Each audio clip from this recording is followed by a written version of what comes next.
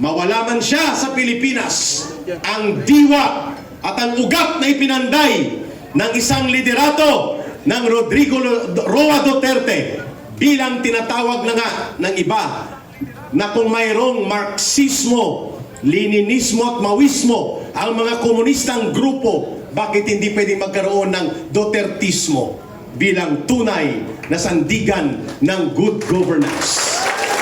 Tapang at malasakit, hindi peke, hindi slogan, kundi mode of action. Sabayan nyo si Ka Erika bago ang ating pagbubukas ng kapulungan na ito ng National People's Forum. Sundan nyo lang po ako. Lumalakas, lumalawak, lumalaban. Sige nga, sampol. Lumalakas, lumalawak, lumalaban para kay Tatay Digong.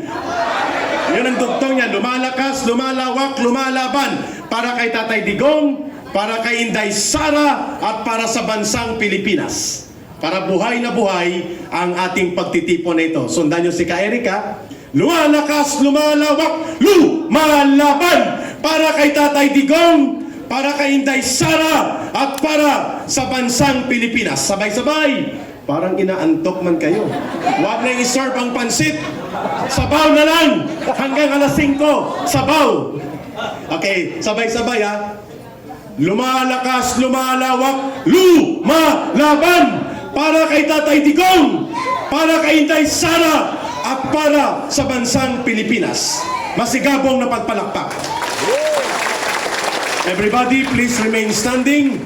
We will now have our lupang hinirang to be followed by shared community prayer.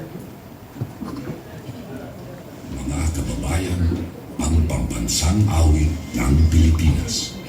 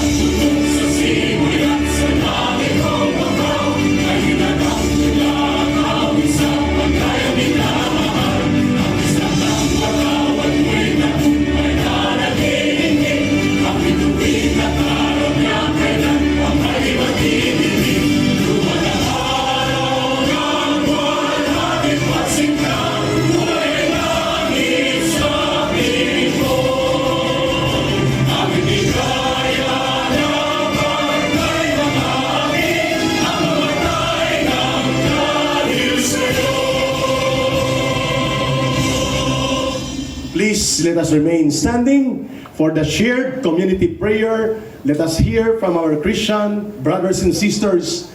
Please come forward. At then susundan po ng ating mga kapatid mula sa Muslim brothers and sisters. May I call on the one to lead the community prayer para po sa ating mga Muslim, para sa Christian community. Okay?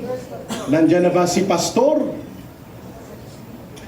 At saka ang ating mag-lead para sa Muslim brothers and sisters. Oh, malayo pala si Pastor eh. Nandun pa sa may Cubao. Andyan na.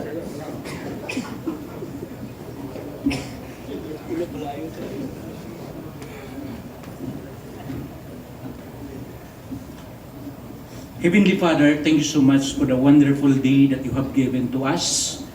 Amin pong itinataas ang iyong dakilang pangalan sa aming kalagitnaan. Alam po namin, O Diyos, na bagamat may mga plano kami, ngunit yung plano niyo po ang siyang nasusunod. Ang araw na to ay hindi po